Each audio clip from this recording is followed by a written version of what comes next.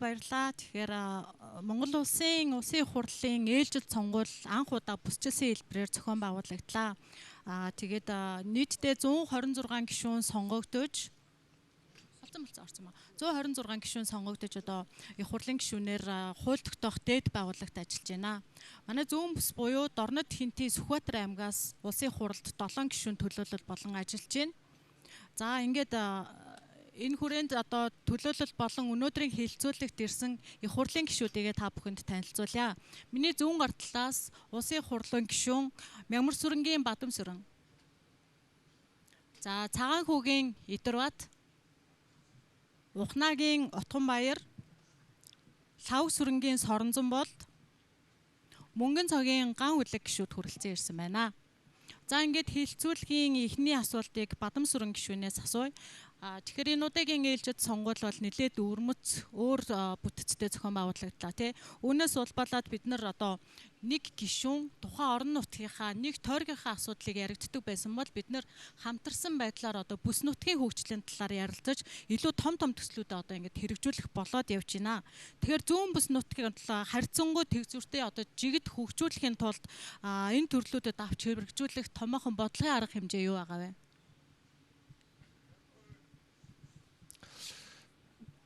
За зүүн бүс бол түүхэн айлж үүслийн одоо тэргүүд хүс тэгээд хүнс үдэ аж ахуйн чиглэлээр дид үс болон хөгжгөөр төдүүлсэн.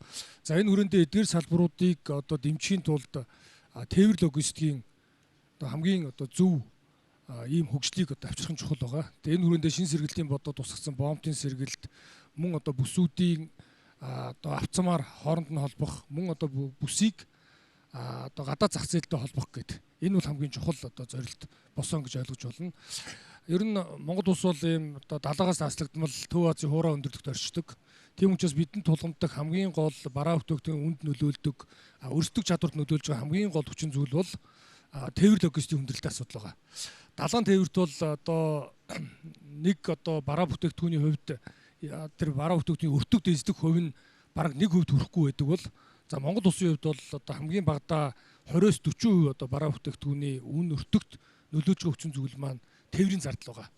Тийм учраас тээврийн зардлыг одоо бууруулах нь хамгийн чухал. Дотоодын зах зээлийн хувьд тэр аяж үүс төгжгöd дотоодын бараа бүтээгдэхүүний үнийн өсөлтөөс сэргийлэхэд мөн гадагшаа ч гэсэн экспорт хийхэд тулгамжлах асуудал гол нь тээвэр логистик хүндрэл байгаа. Одоо жишээлбэл уул уурхайн бүтээгдэхүүн, хөдөө аж ахуйн бүтээгдэхүүн гэхэд ерөөсөө зах зээлдээ ойрхон байх эсвэл одоо төмөр зам авцам дэд үтсээр холбогдсон байвал хамгийн их өрсөлдөх чадвартай болж байгаа юм л да. Дотоодч гэсэн мөн ялгаагүй орон нутагт одоо ялангуяа сумдад хүнс бараа бүтээгдэхүүн барилгын материалын үн өндөр байгаа нь ерөөсөө тээвэр логистикийн бидний хөгжил сулаас болж байгаа. Тийм учраас бүхэлдэн зүүн бүс нутагт одоо тээвэр логистикийн хөгжлийг эрчимжүүлэхийн тулд ялангуяа одоо Монгол улсын ерөнхий сайд Ус намсрын оюун эрдний хувьд ерөөсөө бомтуудаа эхлээд одоо төмөр зам дэд үтсээр холбоё. Ялангуяа зүүн босоо чиглэлийн одоо энэ Монгол улсын 2 дахь том одоо чиглэлийн эдийн засгийн коридор буюу төмөр замыг байрж явуулах нь хамгийн чухал. Яг гэвэл Монгол улс ийм одоо баруунаас зүүнтийн сунсан өргөн удам одоо газар нутагтай учраас хоёр өрштөөгөө харин зэт дээр нь дотоодын одоо өрсөлдөх чадварыг сайжруулахын тулд ийм төмөр замтай болёо, нисэх онгоцны буудалтай болёо, авцамаа хөгжүүлье гэдэг ийм одоо том тээвэр логистикийн дэд үтсийг л одоо гол нь хөгжүүлэхийг зорж байгаа. Энэ нь бол суур зүйл, бусад аяж үйлс хөдөө аж ахуй, бусад бүх зүйл дээр энэ тээвэр логистикийн хөгжил нь өргөн удам нутагтай орны хувьд бол хамгийн чухал хүчин зүйлээ гэж үзэж байна. За баярлалаа. Тэгэхээр тээвэр логистикийн холбогдлолтой асуудлуудыг бас танаас эргээд тодруулаад асууя. За дараагийн асуултыг Идэрбат гишүүнээс асууя. Зүүн бүс нутаг маань одоо түүхэн аялал жуулчлалыг хөгжүүлэх үндсэн чиглэлээ бол тодорхойллоо тий. Тэгэхээр эх онуудад улсын хурлын мөрийн хөтөлбөрт юу тусах вэ? Дээрэс нь засгийн газрын мөрийн хөтөлбөрт одоо яг түүхэн аялал жуулчлалтай холбогдлолтойгоор манай зүүн бүсэд ямар бодлогын арга хэмжээнүүд хийгдэж байгаа вэ? Та энэ талаар мэдээлэл өгөөч. За юуны түрүүнд энэ өдрийн мэндийг хүргэе. Тэгээ одоогоос за нэг 8 сарын өмнө Монгол улс одоо бас ялангуяа энэ удаагийн засгийн газар, оюун эрдэнэ засгийн газраас улсын хурал дээр энэ бүчсэн хөгжил гэдэг зүйлийг бас яригдж эхэлсэн. Тэгээ 1 сарын 27-8 шиг санаж байна. Бүссэн хөгжлийн анхны одоо зөвлөгөөнүүд зохион байгуулагдчихсан. Тэгээ тэр зөвлөгөөнд манай зүүн бүсийн 3 аймаг Хинтээ, Дорн, Сүхбаатар аймгаас бизнесийн төлөөллүүд за хувийн хвшлийнхэн, за тэгээд одоо төрийн байгууллага гэл олон хүмүүс ирж бас оролцож байсан. Тэгээд тэн дээр бол яг бүс нутгийнхаа онцлогийг бид юунд тулгуурлаж хөгжих болцоо байна вэ гэдэг дээр иргэд бол маш өндөр санаачлагтай саналуудаа хэлж ирсэн юм байна. За 3 асуудлыг үндсэндээ ярьсан. Түүхэн аялал жуулчлал, хөдөө аж ахуй, дээрэс нь бомбт гэдэг энэ 3 зүйлийг л одоо ярьсан юм байна. Тэгэхээр өнөөдөр бид 8 сарын дараа эргээд уулзахад тухайн үед яригдж эхэлж явах үед за мэдхгүй хизээ явах болдоо гэж олон хүмүүс эргэлзэж байсныг үгүйсэхгүй. Гэтэл өнөөдөр 8 сарын дараа бол энэ ажлууд гацж байсан олон шалтгаануудаа давж гараад ажил хэрэг болох эхний шангаа тавьдсанд бол би баяртай байна. Энийг юу гэж хэлж гэнэ үг гэхээр өнгөрсөн хугацаанд энэ бүсийн хөгжлийн асуудал өнөөдрийн ерөнхий сайдын танилцуулганд ч орж байна. 1961 он, 67 он гэл энэ өнгөрсөн хугацаануудад маш их бүсчсэн хөгжлийн үзэл баримтлалууд ярьсан, маш их хуваасан, зургууд хийгдсэн. Гэхдээ яг өнөөдрийг шиг ингэж ажил хэрэг болж эхэлж исэн түүх бол байхгүй юм билээ. Байхгүй юм бил. Дээрэс нь ингэж явахгүй байсан гол шалтгаан нь магадгүй улс төрийн зориг дутаж явах хэснийг үгүйсэхгүй. Ягаад гэвэл улс төрчид нэг аймгаасаа л сонгогдоод байж ах нь магадгүй илүүч байдаг юм уу? Тэр утгаараа бол бас энэ бүсчсэн хөгжлийн энэ үзэл баримтлал улс төрийн төвшөнд бас явдггүй байсан байхыг үгүйсэхгүй. Олон иргэд бас ийм зүйлийг ярьдаг. Харин өнгөрсөн одоо энэ парламентаар энэ бүсцэн хөгжлийн үзэл баримтлалыг бид зүгээр хоосон яриад өнгөрөх биш, ажил хэрэг болгохын тулд улс төрийн том зориг гаргах хэрэгтэй. Улс төрийн том шийдэл гаргах хэрэгтэй гэдэг. Ингээ бүсчилсэн одоо сонгуул анхудаа зохион байгуулагдсан. За энэ сонгуулийн үр дүнгээр байгуулагдсан засгийн газар яг тэр 8 сарын өмнө ард иргэдийн ярьж исэн мөн одоо бүсцэн хөгжлийг төлөвлөж исэн 1960-аад оноос хойш яригдчихсэн тэр л одоо том бодлогоудаа энэ дээр дотор суулгаж чадсан. Тэгээ хурдтай хөгжлийн төлөө зориг гэдэг энэ хамтарсан засгийн газрын үйл ажиллагааны хөтөлбөр дээр манай зүүн бүсийн асуудал бол одоо сая манай Бадан сүрэн гишүүн ярьлаа. Үндсэндээ 2 том юм л орчод байгаа шүү дээ. Нэг нь түүхэн аялал жуулчлал, нөгөөх нь эрчимцэн хөдөө аж ахуй. Тэгэхээр түүхэн аялал жуулчлалын хүрээнд бид ярихад энэ ер нь Монгол улс хөдөө аж ахуй газар уул уурхай гэдэг хоёрхан эдийн засгийн том хоёр тулгууртай. Уул уурхай гол тулгуур болсон энэ салбар маань нүүрсний үнээс 90% шалтгаалцдаг. Нүүрсний үн доошоо буух юм бол Монгол ядуу улс болж хувирдаг. Нүүрсний үн дээшээ байвал Монгол мөнгөтэй улс болж хувирдаг. Хөдөө аж ахуйн салбар маань өөрөө 70 сая малтай одоо маш том салбар боловч байгаль цагуурын онцлогоос шууд хамаардаг. Өнгөрсөн жилийн энэ зуудын гамшиг энэ 8 сая толгой мал ургагдахад Монгол улсын эдийн засгийн хөгжлөөс одоо даруй 1 пунктээр унгаачих. Тэгэхээр манай энэ эдийн засгийн энэ тулгуур болсон 2 салбарыг олон тулгуурт болгохын тулд энэ аялал жуулчлалын салбарыг 2017 оноос эхлээд ярьж гисэн юм байна. Тэр дундаа Монгол улсыг ингээд бүсчлээд аялал жуулчлалын бүс болгоход манай зүүн бүс бол түүхэн аялал жуулчлалын бүс болох бүрэн дүүрэн болцоотой байна гэдэг энэ том концепц одоо тусаад тэгээ Хинтээ аймагаас эхэлсэн энэ ажил өнөөдөр зүүн бүсийн хэмжээнд одоо очиж. Тэгэхээр мөрийн хөтөлбөр дээр энэ засгийн газрын үйл ажиллагааны мөрийн хөтөлбөр дээр түүхэн аялал жуулчлалын бүс нутгийг одоо эдийн засгийн эргэлтэнд оруулахад шаардлагадах дэд үтцийн асуудлуудыг одоо шийднэ гэдэг. Энэ нь бол саяны одоо манай гишүүдийн бас ярих олон имийг давхар одоо бас хамраа явж байгаа. Бомбын сэргэлтээс ахуулаад энэтэй ингээ холбогдоо явж байгаа гэж хэлье. Нөгөө талдаа түүхэн аялал жуулчлалын бүс нутгийн энэ концепцийг ажил хэрэг болгохын тулд бүс нутгийн хамтын ажиллагаа бас туйлын чухал. Ялангуяа орон нутгийн одоо нутгийн өөрөө удирдах ёсны байгууллага, засаг даргын тамгын газар, засаг дарга түүний тамгын газрын дийн хоорондын хамтын ажиллагаа нэлээд чухал. Тэгэхээр зүүн бүсийн гишүүдийн зүгээс засгийн газрын үйл ажиллагаан дээр туссан энэ түүхэн аялал жуулчлалын бүс нутгийг хөгжүүлэх энэ том заалтыг ажил хэрэг болгохын тулд эрдэмтдтэй, мэрэгдтэй, төрийн байгууллагуудтай яамаасаа ахуулаа сумынхаа төвшөнд төр нэг зүгт харж энэ аялал жуулчлалын бизнесийг хийх сонирхолтой байгаа, хийж байгаа аж ахуй нэгжүүдэд олон том бололцоонуудыг бид гаргаж өгөх ёстой л гэж ингэж бас бодож байгаа. Аялал жуулчлал маань дотоодын болон гадаадын гэж байх ёстой. Манай зүүн бүсийн бас нэг дараагийн нэг онцлог бол Оросын холбооны улс болон бүгд найрамд хотод ард улстай одоо хилэлдгээрээ бас их онцлогтой. Өнөөдөр бас соронзон гишүүн бас нэг сонирхолтой статистик танилцуулж илээ. Юу гэхээр Оросын холбооны улс болон бүгд найрамд хотод ард улсын иргэд дэлхийн одоо гадагшаа аялдаг топ 10 улс дотор энэ хоёр улс маань байж идэг. Тэгэхээр бидэнд бол зах зээл байна. Бид харин дотооддоо төрийн зүгээс тэр хувийн хвшилтэйгээ хамтраад энэ аялал жуулчлалыг эдийн засгийн дараагийн том тулгуур болох ажлыг өнөөдөр ямар ч хэлсэн засгийн газрын үйл ажиллагааны хөтөлбөр тусглаа. Одоо энэ аялал жуулчлалч нь бол ганцхан төр биш, хувийн хвшил бүгд хамтраад ажиллах ийм л одоо том салбараа л гэж ингэж бодож байгаа. За баярлалаа. За зүүн бүсийн хувьд бол тэргүүлэх 2 дугаар салбар буюу дэд салбар бол эрчимсэн хөдөө аж ахуйн салбар байгаа. Тэгэхээр би энэ асуултыг ган үлэг гишүүнээс асуумаар байна. Хөдөө аж ахуйн дэд сайдаар ажиллаж байсан бас энэ чиглэлийн мэдээлэл бол танд бас илүү түлхүү болов уу гэж ойлгож байна. Тэгэхээр эрчимжсэн хөдөө аж ахуйн дэд бүсийн хувьд бол экспортыг одоо яаж хэрхэн нэмэгдүүлэх юм бэ? Хөрөнгө оруулалтыг одоо бид нар яг энэ хөдөө аж ахуйн чиглэлээр яаж татах ёстой юм бэ? Энэ чиглэлээр та мэдээлэл өгөөч. За та бүхэндээ өдрийн мэндийг хүргэе. Өнөөдрийн бүсчилсэн хөгжлийн чуулга уулзалт бас олон нийтийн анхааралд тэргүүлэх чиглэлүүдэд тодтогч нэлээд ойлгомжтой танилцуулсан байдлаар явж байна. За телевиз үзэж байгаа болон бас ирэлсэн хүмүүстээ хэлэхэд зүүн бүс бол үндсэн одоо чиглэл нь бол түүх аялал жуулчлал, дэд чиглэл нь бол энэ эрчимжсэн хөдөө аж ахуй гэдэг энэ одоо салбарыг бол онцолж байгаамаа.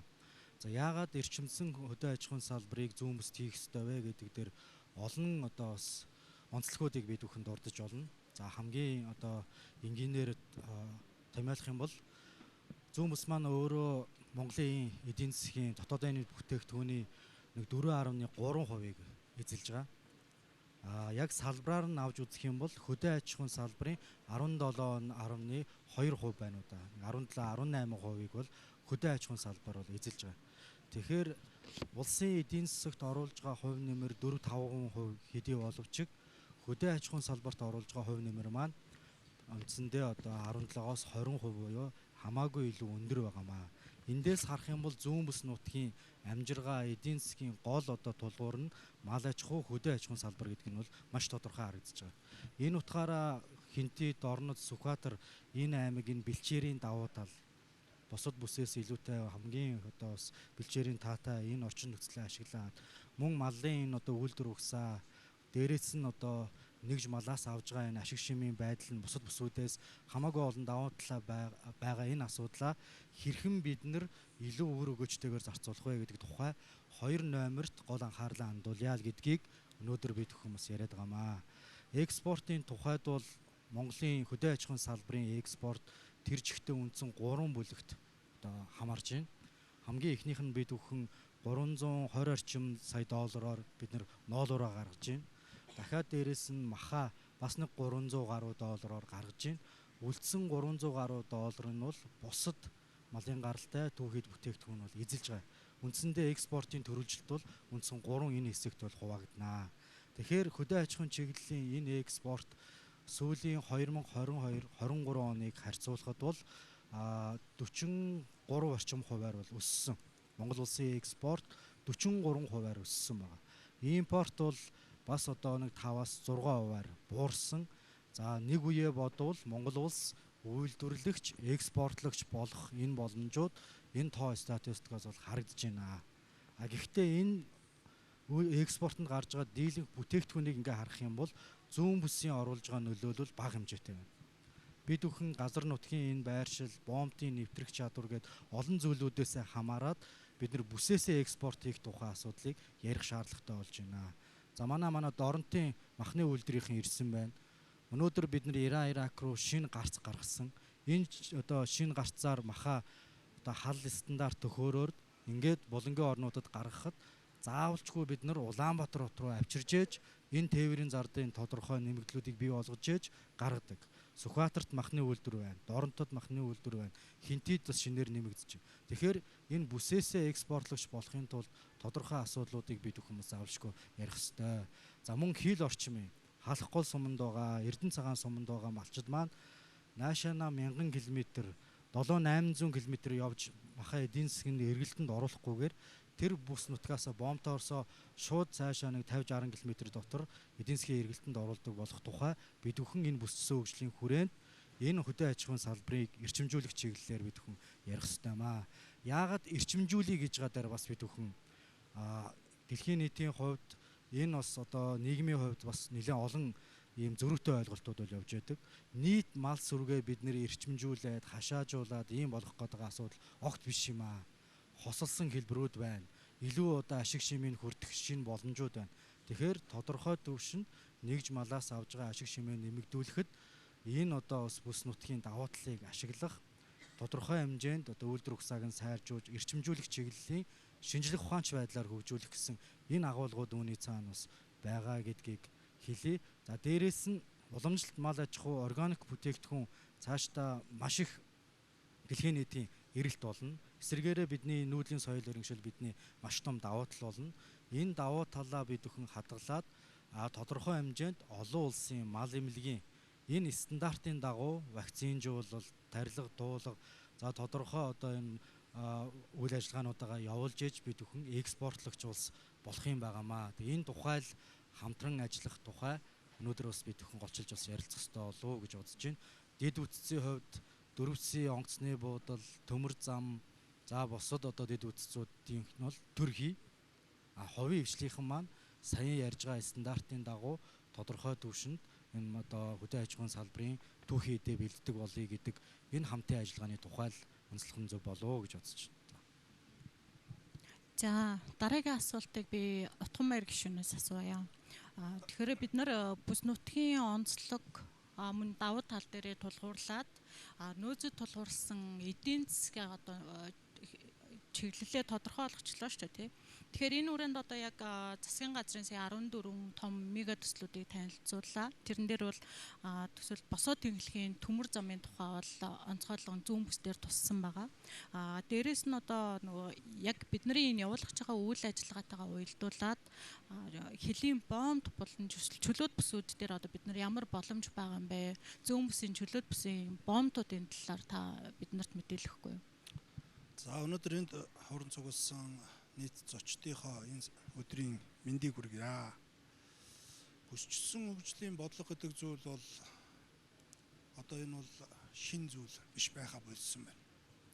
Энэ бол одоо улсын хэмжээний 2 дахь том үндэсний хэмжээний 2 дахь том чуулган өнөөдөр уралдаж байна. Тэгээд Монгол улсыг 6 бүс нутаг за Улаанбаатарыг оруулуулд 7 бүс нутагт бол хуваасан. Цаашдаа бүсчилсэн хөгжлийн бодлого гэдэг зүйл бол Монгол улсын хөгжлийн бол одоо гол үндэс суурина. Бүс болгон өөр өөрийн гэсэн онцлогтой. Тэрэн дээр нь тулгуурлаж эдийн засгийн хөгжлийг тэргүүлэх чиглэлийг нь бол тодорхойлсон. Манай зүүн бүс нутгийн хувьд бол одоо түүхэн аялал жуулчлал, эрчимдсэн мал аж ахуй гэж байна. Би бол түүхэн аялал жуулчлал, эрчимдсэн мал аж ахуй, за тэгээд бүсчилсэн хөгжлийн бодлого гэдэг зүйлийн гол цөм нь бол бомбын сэргэлт. Та бүгд маань мэдж байгаа 2021 онд шин сэргэлтийн бодлого гэж бодлогын том баримт бичиг бол баталсан. Үүний гол цөм хэсэг нь бол одоо бомбын сэргэлт. Манай бүс нутгийн хувьд бол Оросын холбооны улс, Бүгд найрамдах хятад ард улс гэсэн хүчирхэг эдийн засагтай хоёр улстайгаа 6-7 хил бомбтор бол хилэлдэг. Тийм учраас энэ манай бүс нутагт зүүн бүст энэ тэргүүлэх чиглэлийг уршин хөдөлгөөх энийг эдийн засгийн эргэлтэнд оруулахад бол манай бомбтууд бол одоо голлож одоо үүрэг гүйцэтгэх нэ гэж үзэж байгаа. Тийм ч учраас цаашдаа Монгол Улсын засгийн газраас бол энэ бомбын сэргэлтийн бодлогыг бол үргэлжлүүлэн хэрэгжүүлнэ. 2025 оны жишээ нь 2025 оны төсвийн төсөлд бол одоо бас нэлээдгүй ажлуудыг зөвхөн бомбын сэргэлтийн бодлогын хүрээнд тусгаж өгсөн байна. Жишээ нь бүүр нуурыг усан бомб тулгая гэж байгаа. Энэний ажлыг одоо 25 оноос эхлүүлэхээр 25 оны төсвийн төсөлд бол тусгасан байгаа.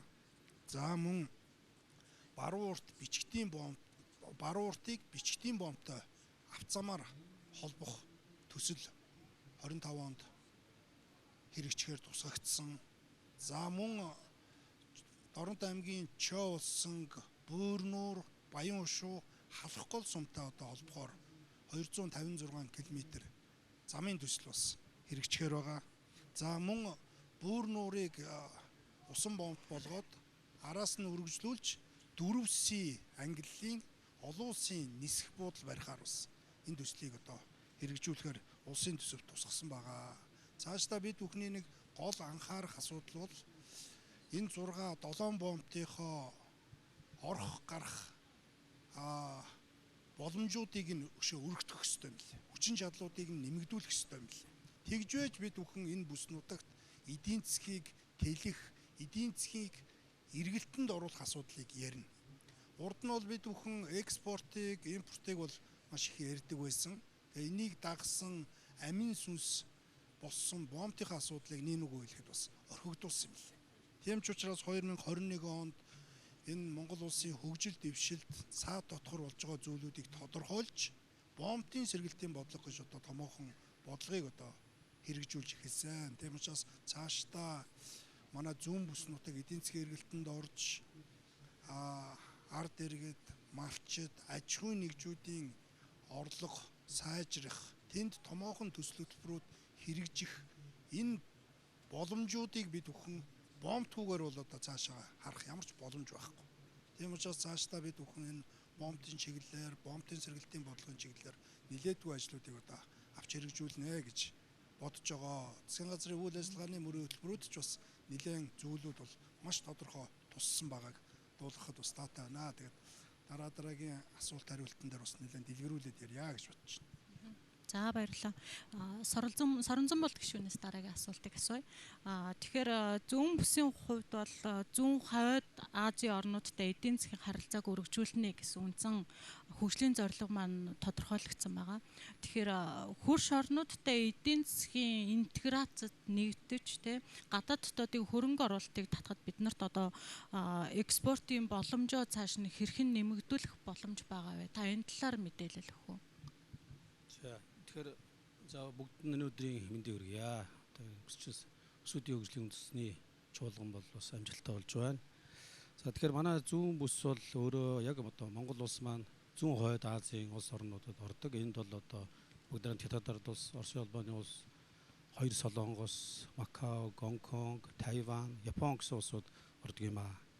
Тэгэхээр эдгээр улсууд руу ялангуяа ер нь өндөр хөгжсөн орнуудын дотоодын нэвтрүүлгийн бүтцийг авч үзэх юм бол ер нь нэг 50-60% нь үйлчлэгээний салбар эзэлдэг. Хөдөө аж ахуйн салбар бол ер нь 10 орчим хувийг л эзэлдэг. За аялал жуулчлалын салбар нэг 10% эзэлдэг. Иймэрхүү бүтцтэй байдаг хөгжсөн өндөр хөгжсөн орнууд. Тэгвэл одоо манай зүүн бүсийн одоо дотоодын бүтээгдэхүүнийг авч үзэх юм бол манайх бол одоо хөдөө аж ахуйн чиглэл маань 30 орчим хувьтай. За үйлчлэгээний салбар нэг 30% тай. За үйлдвэрлэл бол харин нэг 20% тай. Иймэрхүү байдалтай. Уул уурхай харин бас 30% тай нэг иймэрхүү бүтцтэй байгаад байгаа. За тэр дундаа бол Хинтээ аймаг бол ялангуяа уул уурхайн салбар бол дотоод эзэлж байгаа хувь нь маш бага. Сүхбаатар Дорнот аймгийнх бол 30% тай ийм бүтцтэй байгаад байгаа. Цаашдаа одоо эдийн засаг ялангуяа одоо зүүн бүс рүү энэ бомбын сэргэлтүүд яваад босоод төмөр зам тавигдаад ирэхээр уул уурхайн салбарын эзлэх хувийн хэмжээ бол өсөх нь ойлгомжтой. Тийм ч учраас бол зүүн бүсийг одоо энэ түүхэн аялал жуулчлал эрчимцэн хөдөө аж ахуй хөгжүүлэхийн салбар болгож хөгжүүлж байгаа. За тэгээд энэ зүүн хойд Азийн орнууд маань өөрөө ямар онцлогтой байна гэхээр одоо жишээ явуулгаад ярихад зүүн хойд Азийн орнуудад дотоодын аялал жуулчлалаас одоо олдог орлого нь 1.2 их $80 байгаа. Гадаадын жуулчдаас олдог орлого нь $250 тэрбум. За тэгээд түрүүн бас эдрэг шүүрсэн манай хоёр хөрш бол одоо дэлхийд хамгийн их хүмүүс нь аялдаг тийм улсуудын нэг.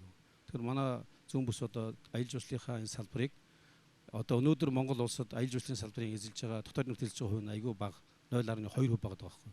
Энийг бид 5% болгоход бас хөтлөхийн төлөө энэ хөрш орнуудтайгаа зүүн хойд Азийн орнуудтайгаа интеграцаа бол хөгжүүлж ажиллах ёстой. Зүүн хойд Азийн орнуудад аялал жуулчлалын салбар нэлээд хөгжсөн. Тийм учраас зүүн бүсийг түүхэн аялал жуулчлалын бүс болж байгаа холбоотойгоор тэднийг хөрөнгө оруулах сонирхлыг төрүүлэх чиглэлээр бид бол ажлууд зохион болж ажиллах ёстой гэж харж байгаа.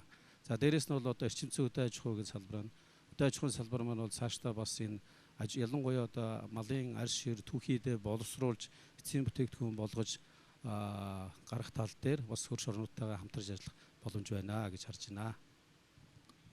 Соронзон бол гүшүүнээ манайх одоо дотоодын нийт бүтээгдэхүүнээр бол 103 аймаг харьцангуй бага байгаа тий. Тэгэхээр бид нар зөвхөн нөгөө хөрш орнуудтай эдийн засгийн интеграц хийхээс гадна бүс нутгийн 3 аймаг өөрөө яг нөгөө бүтээгдэхүүн үйлдвэрлэл үйлчлэгээр интеграц хийх шаардлага бий болж байна тий. Тий. Тэгэхээр манай одоо 103 аймгийн маань хүн ам бол нийт улсын хүн амын 6% байгаа. Бид нар бол одоо нийлээд 3 их найд төгрөгийн одоо дотоодын бүтээгдэхүүн үйлдвэрлэж байгаа юм.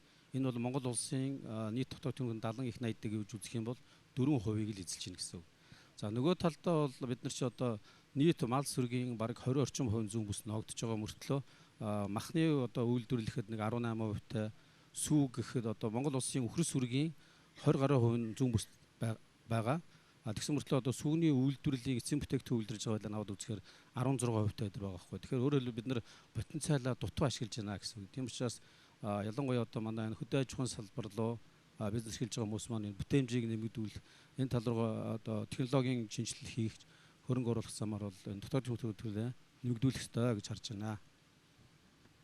За баярлалаа. Тэгэхээр эдийн засгийн коридорыг түшгэлсэн тээвэр логистикийг байгуулах чиглэлээр ер нь ямар ажлууд хийх тийм бэ? Зүүн бүс нутгаас илүү ямар бүтээгдэхүүнүүд бид нар илүү бас тоо нэмэгдүүлэхтэй аль чиглэл рүү илүү түлхүү явуулвал илүү зүгээр вэ гэдэг асуултыг Бадамсран гишүүнээс асууя.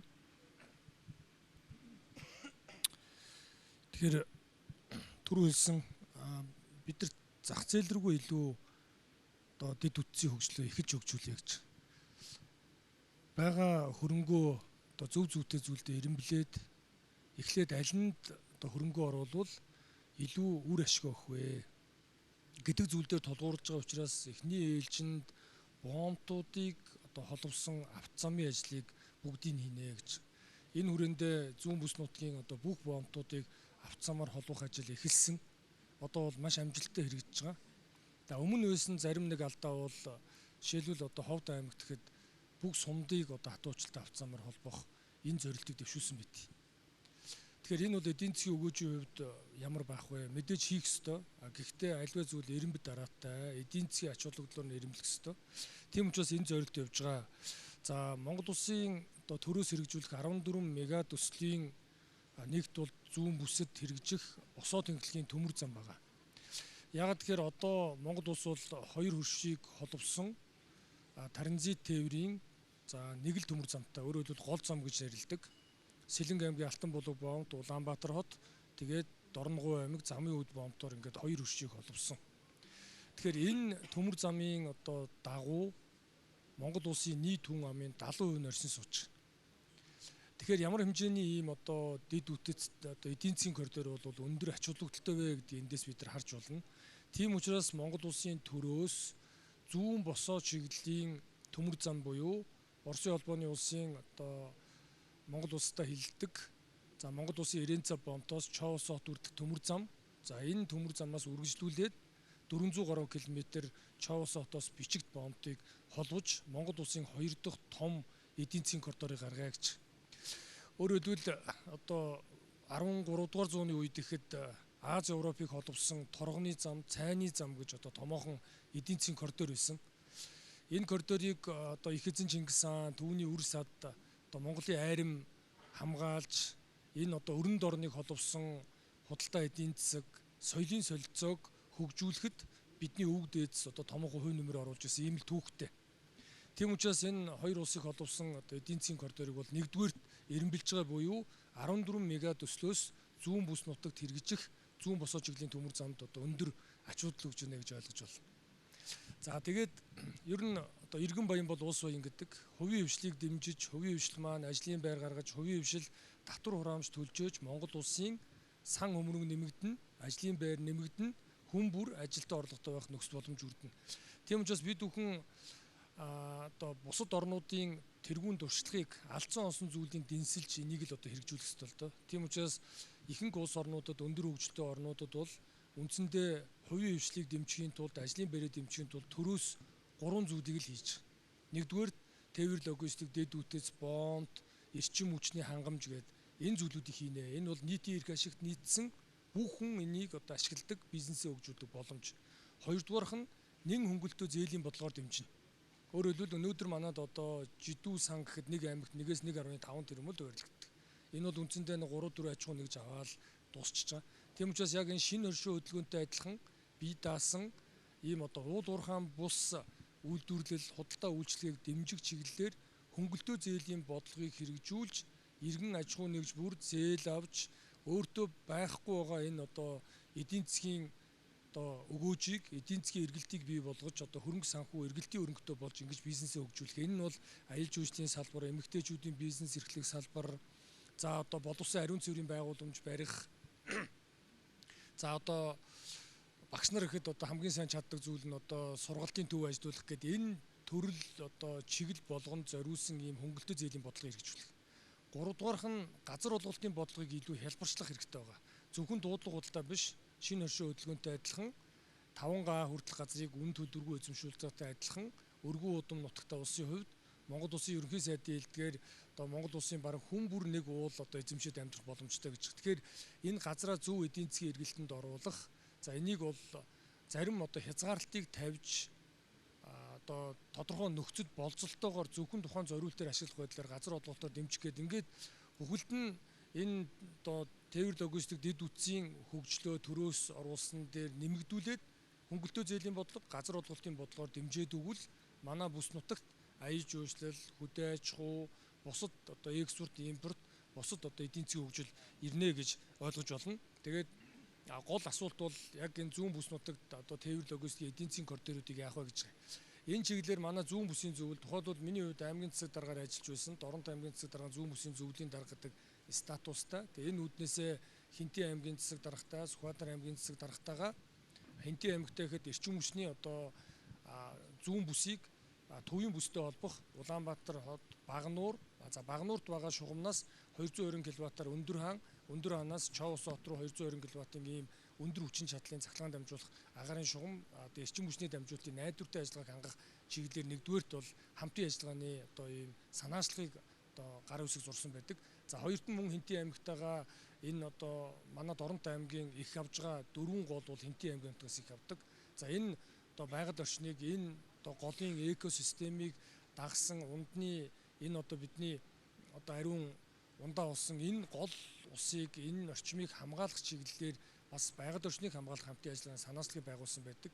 Мөн Сүхбаатар аймгийн засаг даргатай энэ одоо зүүн босоо чиглэлийн төмөр зам болон авто замыг одоо хөгжүүлэх чиглэлээр хамтын ажиллагааны санаачлаг байгуулсан. За энэ бол мэдээж төрөөс засгийн газраас олон улсын банк санхүүгийн байгууллагаас хөрөнгө оруулахын дамжиггүй. Гэхдээ бидэнд орхигдсон зүйл бол орон нутгийн түвшинд хамтын ажиллагаа хамгийн чухал байгаа. Энэ үүднээс энэ авто зам, төмөр зам, голын дагуу байгаа бүх сумын одоо удирдлага, нутгийн өрөөдөр тосны байгууллага, энэ гол төмөр зам, авто замын өгөөжийг хүртэж байгаа бүх бизнес эрхлэгчид иргэд маань хамтарч зүүн бүс нутгийнхаа хөгжлийн төлөө ийм тогтмол одоо уулзалтын, тогтмол санал солилцох, тогтмол бодлого дэвшүүлэх ийм хамтын ажиллагааны механизмыг байгуулах ажлыг эхлүүлсэн байгаа. Тэгэхээр энийг бол манай зүүн бүсээс сонгогдсон их хурлын гишүүдийн хувьд бол одоо сайтар дэмжиж орон нутгийн одоо түвшинд, бүсийн түвшинд бас хамтарч ажиллах ийм одоо бүсийн сонирхлоо илэрхийлж байгаа. Бидний хувьд бол улсын их хурл, засгийн газартай холбох, за энэ чиглэлээр орон нутагтайгаа илүү үр дүнтэй, зөвхөн ярих биш, зөвхөн уулзах биш, илүү нэг ойлголттой, нэг бодлоготой, нэг зорилготой, тэгээ илүү эндээ чиглэсэн гол зүйлдээ хөрөнгө оруулалтаа хийж ингэж хамтарч бие биенээ сонсож дэмжиж явъя гэдэг ийм зорилттой байгаа. Тэгээ тийм учраас эдийн засгийн коридор бол эртний одоо Монголын талын зам, цайны замыг одоо хөгжүүлж исэн ийм өвөг дээдсийн үр садаа. Тийм учраас ийм эдийн засгийн коридорын ач холбогдлыг бид маш өндөр түвшинд ойлгож байна. Баярлалаа. За баярлалаа. Дараагийн асуултыг аялал жуулчлалтай холбоотойгоор Эдвард гишүүнээс асууя. Тэгэхээр зүүмсийн эдийн засгийн коридор, тээвэр, бомб, 3 улсын хил орчмын нөхцөлөд шалтгаалаад бид нар дасар давуу тал үүсэж байна. Тэгэхээр нэгдүгээрт аялал жуулчлалыг хөгжүүлэх нь бол бид нар хил орчмыг дамсан одоо аялал жуулчлал нэгдүгээрт байна те. Бид нар сая олон улс талаас нь нэлээд ярилцлаа. Нэгдүгээрт энэ. Хоёрдугаарт яг дотоодын аялал жуулчлалыг бид нар зүүмс дээр яг хэрхэн бий болгох юм бэ? Энийг яг зүүмс руу аялал жуулчлалыг яаж хэрхэн татах ёстой юм бэ гэдэг асуултыг асууя. За дараагийн асуултыг яг энэ асуудалтай холбогдуулаад бас Отон Баяр гишүүнээс асуумаар байна. Яг одоо сэтгэл дамсан аялал жуулчлалыг бид нар бий болгоод хөгжүүлэхэд манай зүүн бүсийн яг бомтын хэллийн чадвар яг энэ дээр бас хангалттай байгаа юу? Энэ дээр яг аялал жуулчлал талаасаа илүү бас боломж нь хэрхэн байгаа вэ? Одоо миний харж байгаагаар бол илүү нөгөө тээвэр бүтээгдэхүүн экспортын талаасаа явж байгаа юм шиг харагдаад байгаа. Тэгэхээр энэ хоёр асуултыг би хоёр гишүүнээс асууя.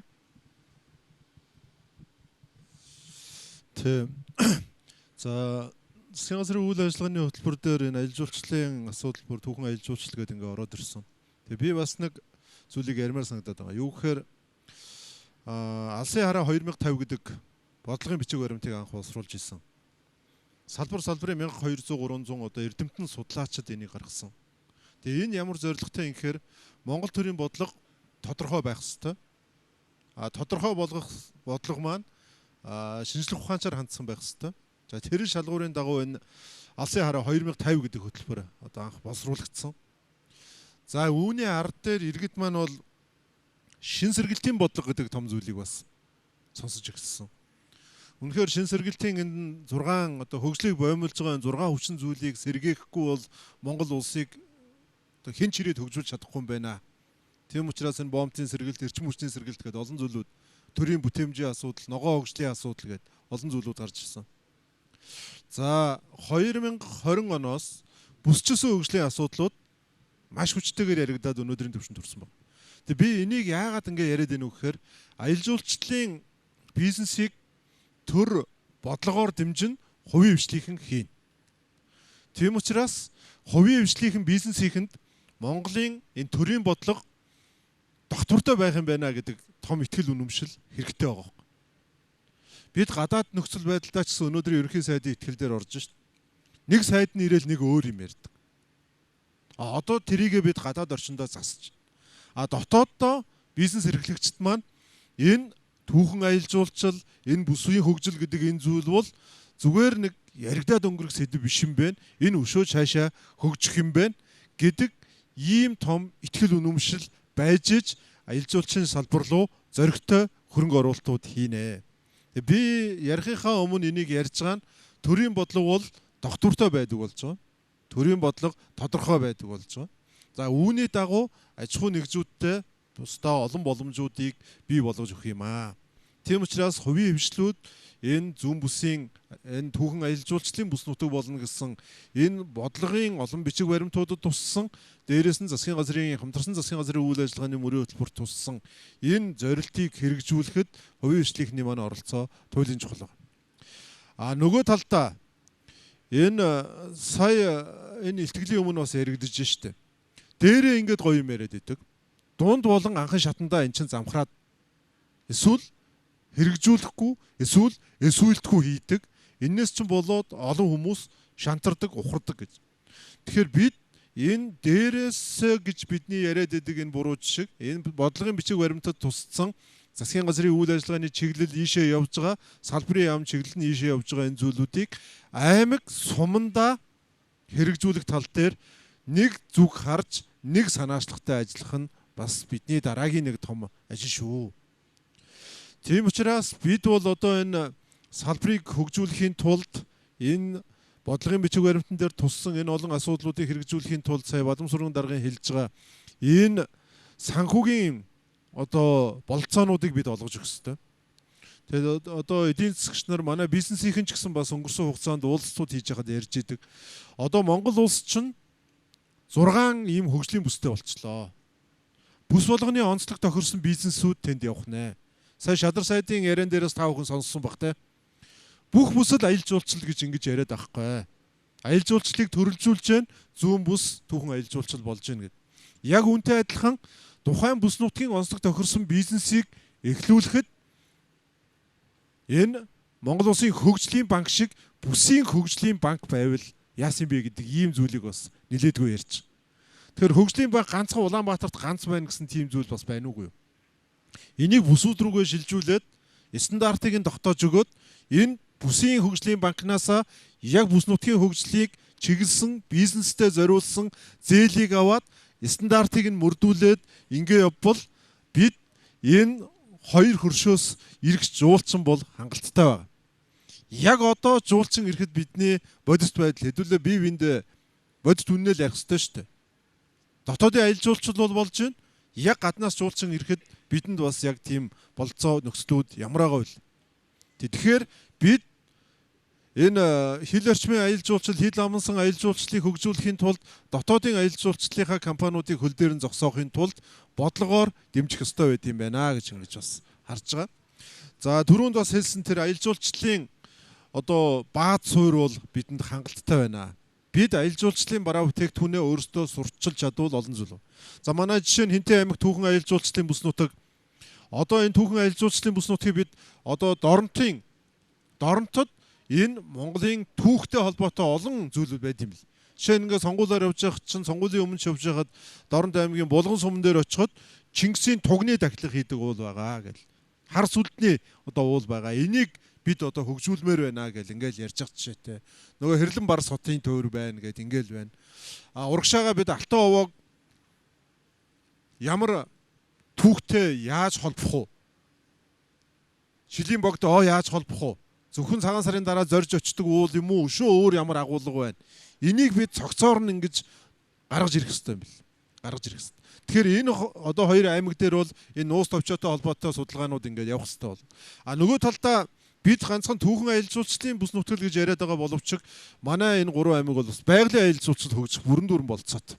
Манай Хинтээ аймгийн тэр хойдлын сумдууд, Доронтын хойдлын сумдууд, Буур нуур бол энэ зүү хойд Азийн одоо бич гэж хөгжүүлэхэд бол хамгийн тохиромжтой нуур бол одоо энэ Буур нуур шүү.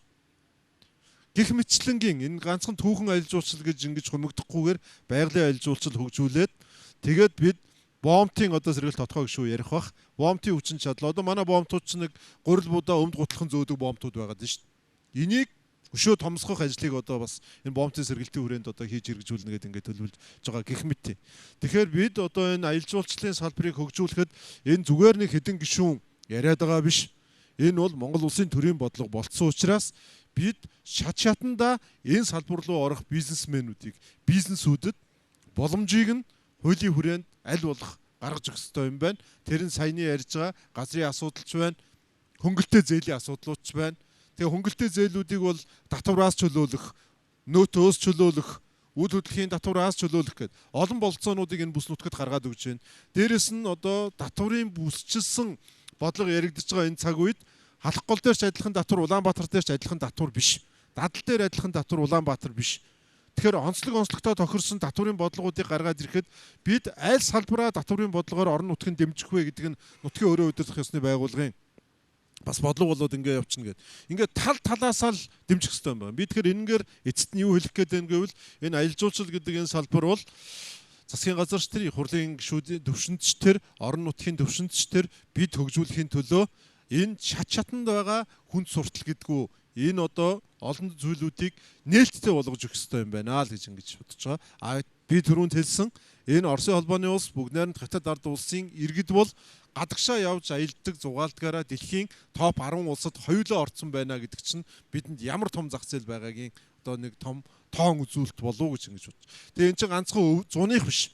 Манай зуны санс чинь нөгөө богинохон учраас аялал жуулчлалын компаниуд асар өндөр зардал гаргаад зуны сардаа тэрийг нөхөж авна гэдэг маш том эрсдэл байдаг учраас бид газар нутгийн онцлог, бүс нутгийн бүслүүрийнхээ онцлог эндээ тохируулаад энэ манжуурт энэ хятадын одоо залт хийгээд байгаа өвлийн аялал жуулчлалыг хөгжүүлэх бас том бодлогыг бид бас явуулах ёстой юм билээ. Ингэж байгаас жилийн одоо 4 улирлын ядаж 3-т нь бид нэр аялал жуулчлалаа хөгжүүлж чадвал энэ бүс нутгийн болон Монгол улсын эдийн засгийн 3 дахь том тулгуур болно. Тэгэхээр энэ чинь яг төрийн бодлогот ороод Welcome to Mongolia гэж засгийн газараас энийг зарлаад сурчлагаанууд яваад ингээд ирэхээр Монгол улс өнгөрсөн хугацаанд 1.5 тэрбум долларын ашгийг зөвхөн аялал жуулчлалын энэ 2-3 сараас олоод эхэлж байгаа байхгүй. Тэгэхээр ямар их потенциал байна, ямар их нөөц байна гэдг нь юм байгаа. Тэгэхээр бид ойлголцох, нэгээ дэмжих, зөв бодлого явуулах ийм л одоо зүйл байвал энэ бидэнд бол жуулчин мундахгүй их байгаа л гэж ингэж л харж. За баярлалаа. За хил орчмын аялал жуулчлал гэдэг бол манай бүс нутагт бол маш чухал зүйл. Өнөөдөр энэ хил орчмын аялал жуулчлалын хил орчмын аялал жуулчлалд манай зүүн бүс нутгийн боомтууд бэлэн үү гэж асуувал би бол бэлэн биш ээ л гэж хариулна. Бэлэн биш байгаа. Бид бүхэн өнгөрсөн хугацаанд энэ бомбтыг бол маш их орхигдуулсан юм байна. Нэлээд хэдэн жилийн өмнө бол одоо бомбтдор бол хэдэн улирлын болон тогтмол ажилтдаг нэг манай зүүн бүсийн нэг бомбтууд дээр хэдэн гайлын байцаагч, за тэгээ хаа нэг сайхан дээгүүр доогуур нэг ганц нэг шувуу эргэлтсэн тийм л газар байсан. Тэгвэл өнөөдөр бол тэнд бол эдийн засгийн одоо том үе таалгыг нэлээд тийм өргөн хэмжээнд нээж өгөх зайлшгүй шаардлага байгаа. Яг гоо зарим хүмүүс бас хэлж магадгүй. Гэхдээ одоо тэр Баян шуу бомбтор чин газрын тос одоо маш ихээр гардаг. Эдийн засгийн одоо эргэлтэнд орцсон олон сайхан бомбтууд байныг бол бас байна. Нэг талаас нь харуул байна. Яг энэ түүхэн аялал жуулчлалтай холбоод хил орчмын аялал жуулчлалтай холбоод ирэхээр үнэхээр тэрэнд бол бид хүн бол бэлэн биш байна. Нэгдүгээрт орц гарцсныхын хүчин чадал хүрэлцэхгүй байна. За орж гарахад наашаага орж ирэхэд ямар маршрутаар, ямар төрийн бодлогоор энэ түүхэн аялал жуулчлалын маршрутаар яаж явахын гэдэг нь бас бэлэн биш. Энэ бүхний төлөө л Монголын төр одоо ажиллаж байгаа. Тийм ч учраас энэ бүсчсэн хөгжлийн бодлого гэж энэ том бодлогыг бид бүхэн энэ бүс нутагтаа хэрэгжүүлж, энэ бүс нутгийнхаа онцлог тохирсон түүхэн аялал жуулчлал, эрчимчсэн мал аж ахуй, за хил орчмын аялал жуулчлал гэдэг энэ олон төрлүүд рүү бид бүхэн зэрэг одоо заашгүй хөдлөх энэ шаардлага бол байгаа. Жишээ нь одоо аж ахуйн нэгжүүдээс нэг ирдэг одоо нэг хүсэлт байдаг. Дорнод аймгийн Чоо улсын хотод байгаа нисэх онгоцны буудлыг 4-ийн ангиллах болгоод өгөөч л гэт.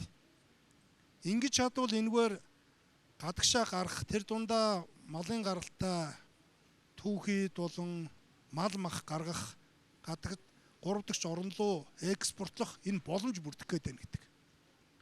Тийм учраас энэ аж ахуйн нэгжүүдийн хүсэлтийн дагуу улсын их хурлаас энэ 25 оны улсын төсвийн төсөлд бид бүхэн чадвал энэ техник эдийн засгийн үндэслэлийг нь эхний ээлжинд хийлгэе гэж байгаа. Зураг төсөлтөд хамт.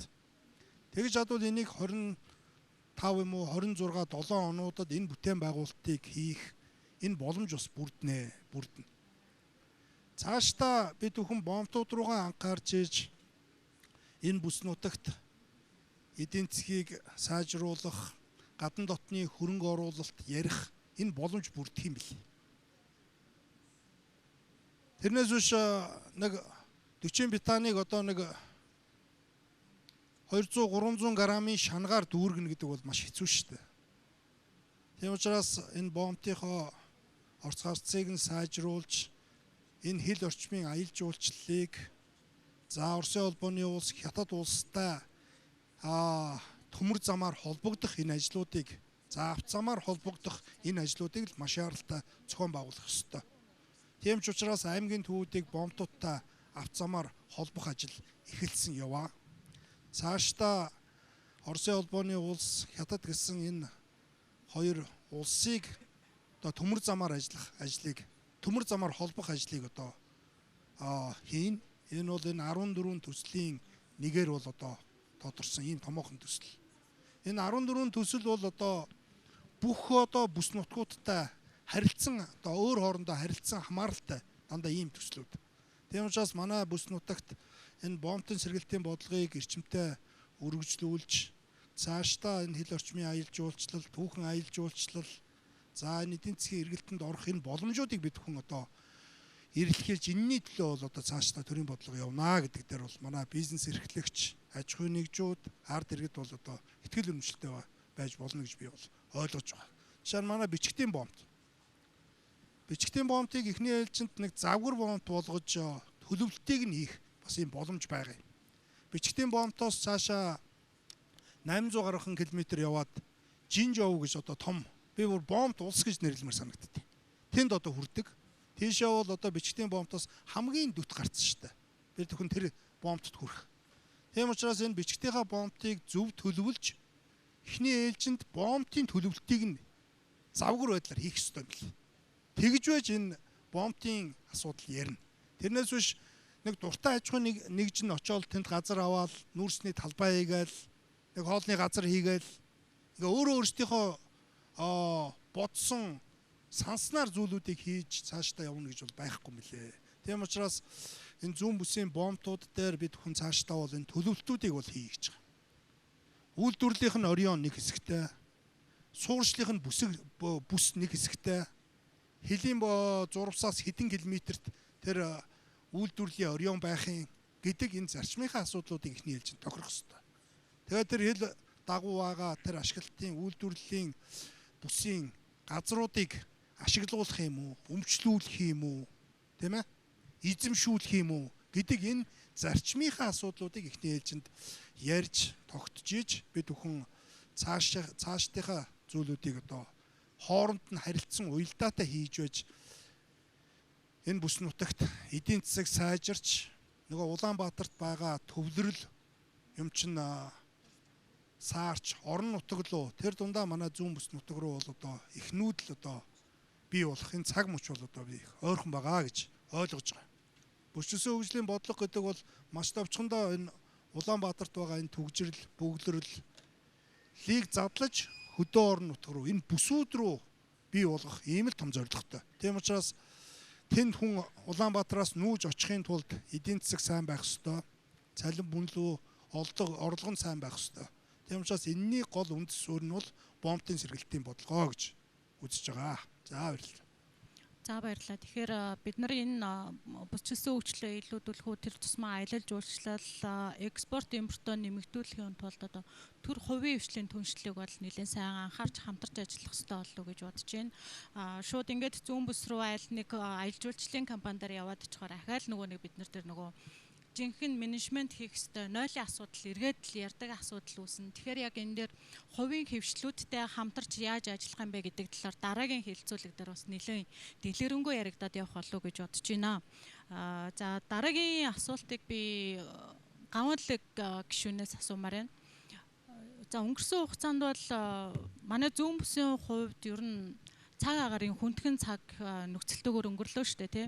Тэгэхээр Монгол улсын засгийн газраас хэрэгжүүлж байгаа нэлээд томоохон ажлууд байна. Одоо шинэ хоршоо хөдөлгөөн байна. Монгол алт хөтөлбөр байна тий. Тэгээ дээрэс нь одоо Атрын 3 дугаар аяын зэрэг эхлэх гэж байна. Тэгэхээр 4.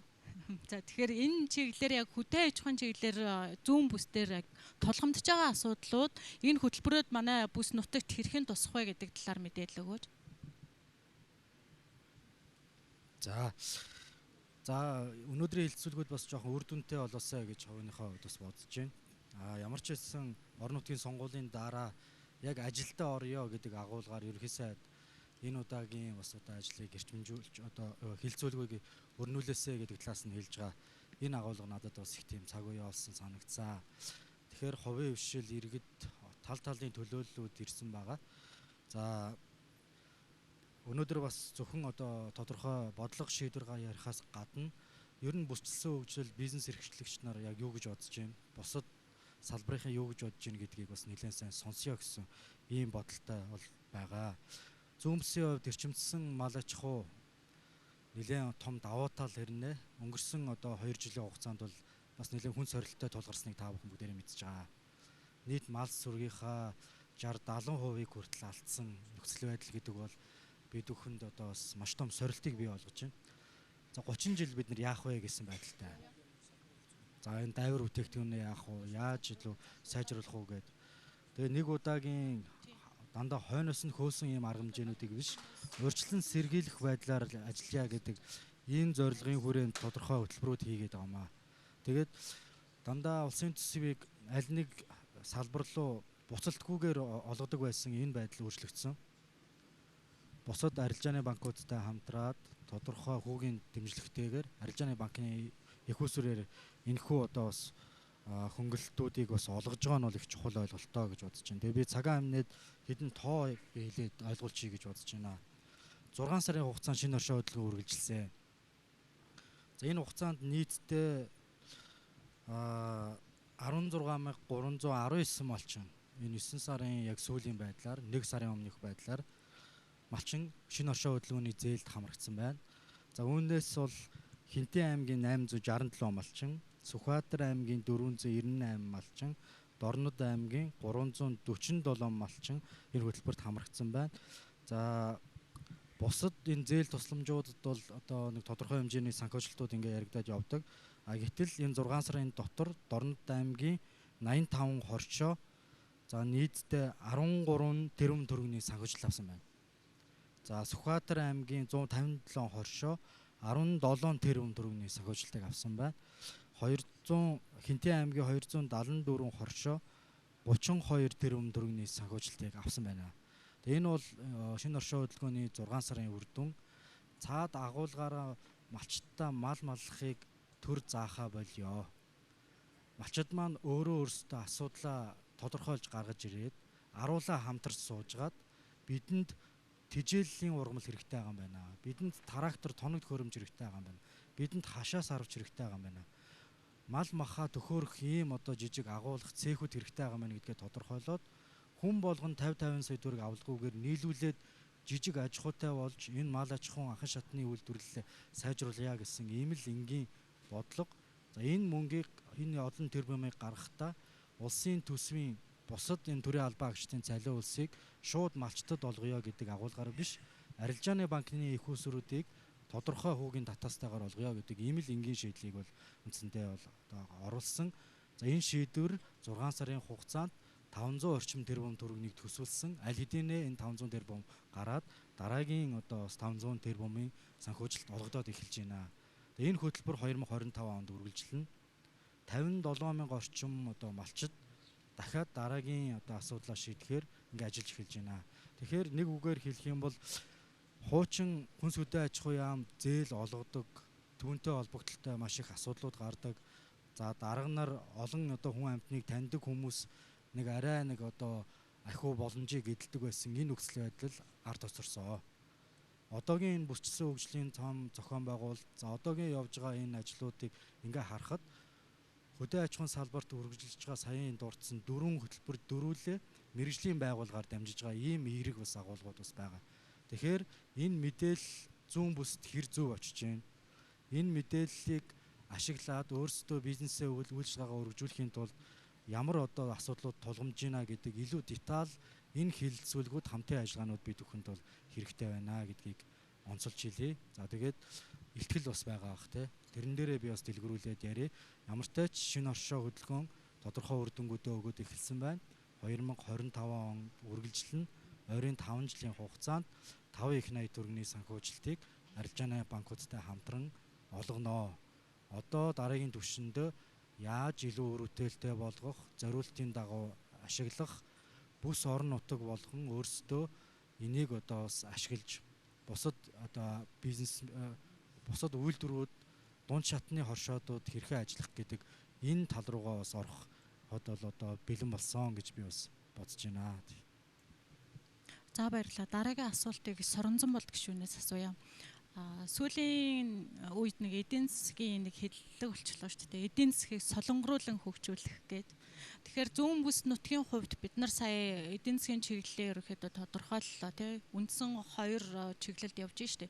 Тэгэхээр бид нарт энээс өөр одоо яг байгаа боломж дээрээ тулгуурлаад эдийн засгийн улам илүү өсгөх ямар боломжууд байгаа юм бэ? Жишээ нь бид нар дорнодын цахилгаан станцаа түшиглээд эрчим хүч үйлдвэрлэл энийг бүтээгдэхүүн болгон борлуулах талаар ч юм уу өөр ямар салбарууд дээр бид нар илүү түлхүү оруулах энэ илүү зүүн бүс дээр ашигтай одоо эдийн засгийг нэмэгдүүлэх боломж байгаа бай.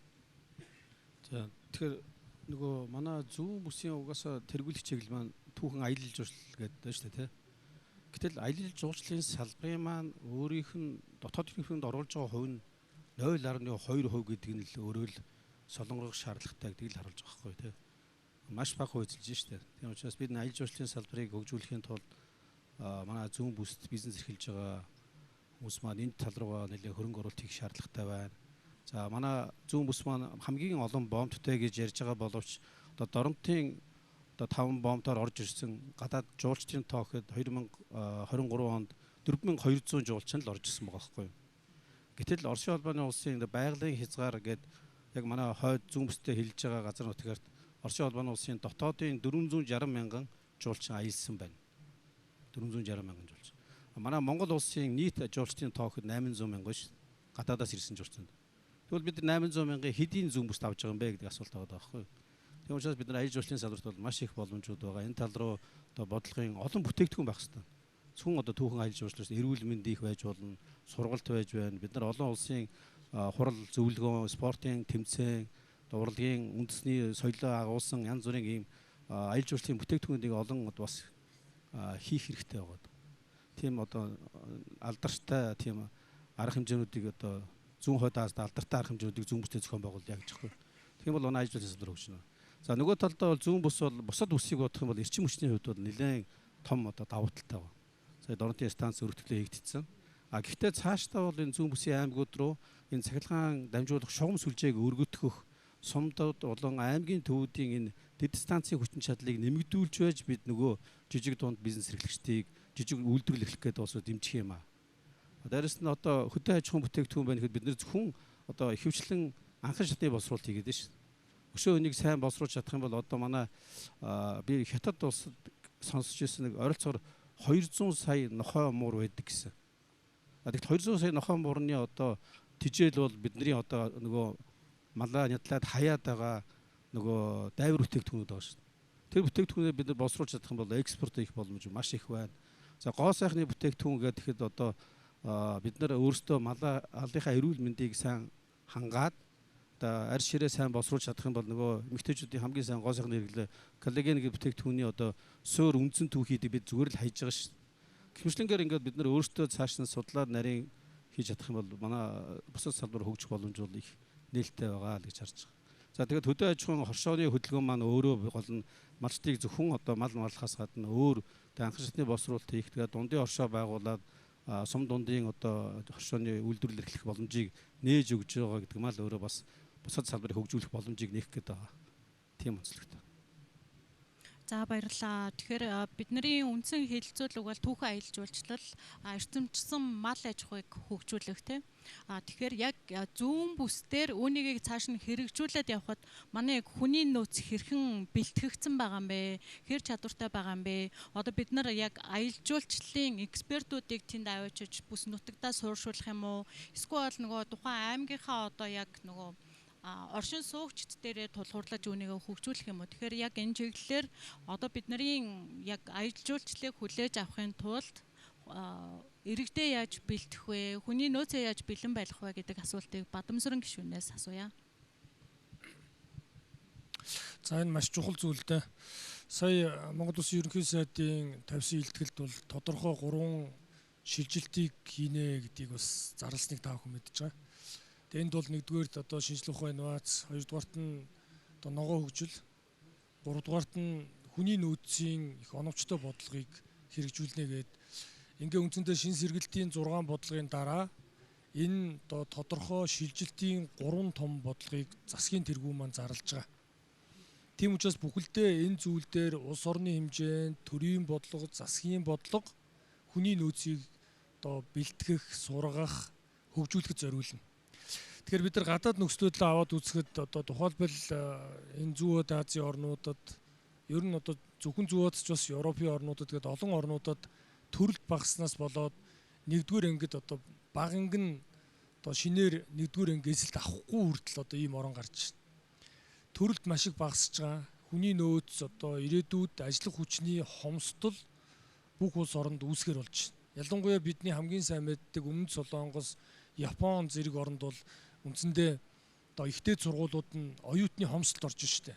Тийм учраас багш нарын ажилтай байхын тулд энэ салбараа авч явахын тулд гадаад оюутнуудыг маш одоо тэтгэлгээр маш хөнгөлтөө нөхцөлтөөр маш их одоо эсвүүлэх энэ бодлого бол цаашдаа тасралтгүй үргэлжилнэ.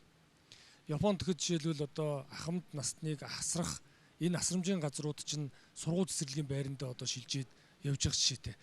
Тэгэхээр бид энэ хүний нөөцийн бодлого гадаад талаас бидний хүний нөөцийг маш их хэмжээгээр одоо татах энэ зүйл явах нэ.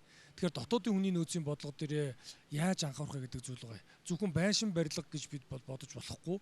Энийг системтэйгээр одоо шинэ боловсролын одоо багц үйлэнд орсон нөгөө ажиллангаа суралцсангаа ажиллах одоо 1-7 хоногийн одоо мэрэгжлийн сургууль дээр 1-7 хоногийн тэр одоо дадлагын бааз дээр 1-7 хоногийн тэр төгсөөд ажиллах энэ одоо ажлын байран дээр ингээд давхар суралцаад явах зэрэг бид нар ийм оновчтой шинэ өөрчлөлтүүдийг ерөнхий сайдыг дэвшүүлсэн энэ хүний нөөцийн бодлогын хүрээнд бид авч ирж үе шаардлагатай болж байгаа. Тэгэхээр зүүн бүс нутагт ирээдүйд одоо төмөр зам эдийн засгийн энэ коридор байгуулагдвал урьдчилан судалгаагаар олон мянган ажлын байр бий болно гэдэг ийм одоо тооцоол байгаа. Тэгэхээр төмөр замын инженер техникийн ажилтнууд хэрэг болно. Тэгвэл энэ боловсон хүчний бэлтгэх нь бол тодорхой болж байна. Тэгэхээр хамгийн гол нь энэ өндөр өртгөөр барьсан төмөр замыг дагаж ямар ачаа эргэлт явах юм бэ? Ямар эдийн засгийн эргэлт явах юм бэ гэдэг зүйлийг л маш нарийн тооцдог болоод байгаа. Тэгэхгүй бол энэ оруулсан хөрөнгө оруулалтаа нөхөж чадахгүй. Хувийн хвшил энд концессийн гэрээгээр орлоо гэхэд бүх зүйлийг наривчил тооцож байгаа. За ямар хэмжээнд ачаа эргэлт байх уу? Ямар хэмжээнд бид экспорт хийх үү? Тэгээ энэ дээрээ тулгуурлаад ачаа эргэлтэнд байгаад эдийн засаг нь өргөжөөд явах юм бол тэртээ тэргүүл боловсон хүч хэрэгтэй. Боловсон хүчийн хэрэгтэй болох юм бол тэртээ тэргүй өндөр цалин хангамжил одоо амлах болно. Тэгэхээр энийг бол яг эдийн засгтайгаа уялдуулаад үйлдвэрлэл практиктайгаа, дадлагтайгаа, төгсөөд ажиллах ажлын байртайгаа уялдуулаад энэ ингээд нэг юм том бодлого болол явна. Тэгэхгүй бид ингээд олон жил ярьсан энэ зүйлийг механикаар эсвэл нэг гоё сургуулийн барилга бариад энэ бол шийдэгдэхгүй. Хамгийн гол зүйл нь одоо төгсөөд ажиллах ажлын байр, цалин өс энэ зүйлтэйгээ уялдаад явагдана. Тэгээд эцэст нь хэлэхэд бол өнөөдрийн энэ уулзалтын гол зорилго бол энэ зүүн бүс нутгийн төдийгүй одоо Монгол улсын хэмжээнд нийт иргэдэд, хувийн хвшилд, төрийн байгууллагуудад эх онжилуудад зүүн бүс нутаг ийм одоо хоёр чиглэлээр тэргүүлж өгч гинэ. Ийм эдийн засгийн коридор, тээвэр логистик, дэд үтэц, бонд, автозам, төмөр зам, нисэх онгоцны буудал байгуулах нэ. Тийм учраас та бүхэн маань бизнес эрхлэх сонирхол бүхэн иргэд, аж ахуй нэгжүүд маань үүнд бэлтгэлээ хангаач. Энийний тулд та бүхэн одоо сумын иргэдийн хурал, аймгийн иргэдийн хурал, орон нутгийн засаг захиргаатай хамтраад иргэддээ ямар боломжит нөхцлөөр газар олгож бэлтгэл хангах юм бэ? Төмөр зам, автозамын маршрутын дагуу аялал жуулчлал, худалдаа үйлчилгээний газрын эзэн болох энэ боломж нутгийн ард иргэдэд яаж ирэх юм бэ? Энэ зүйлийг нэгдүгээрт мэдээлэх зорилго агуулж байгаа. Хоёрдугаарт нь ер нь одоо ийм боломжууд бидэнд байгаа юм байна шүү. Төр засгаас энэ чиглэлд одоо ажлууд хийгдэх юм байна. Тийм учраас энэ зүйлийг зөвхөн энд ирсэн энэ одоо телевиз үзэж байгаа зүйлээр хязгаарлахгүйгээр нутгийн удирдлагууд маань багийн хурал дээр иргэддээ олон нийтэд маш сайн мэдээлж өгөөрэй. Орон нутгийн хэвлэл мэдээллийн байгууллагууд маань иргэдэд энэний яг гол зорилгыг маш сайн ойлгуулж өгөөрэй. Засгийн газрын тэргүүн ийм зүйл рүү зорж байгаа юм байна. Энд нь их хурлын гишүүд ийм оролцоотой явах юм байна.